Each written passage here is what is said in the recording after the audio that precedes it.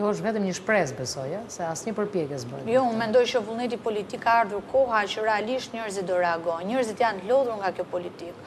Dhe mendoj që... Beson se këta njerëz do lëvizin, se unë mendoj se edhe njerëzit janë lodhur. Pra si që janë lodhur këta, janë lodhur dhe njerëzit. Po e them këtu... Njerëzit janë dërmuar, si janë lodhur. Po e them këtu te studioja juaj dhe besoj vërtet këtë që po them. Unë mendoj që të gjithë kanë për të reaguar ditën që do kenë shpresë dhe ditën kur opozita e shtetit shqiptar mos jetë e kapur, mos jetë e shitur.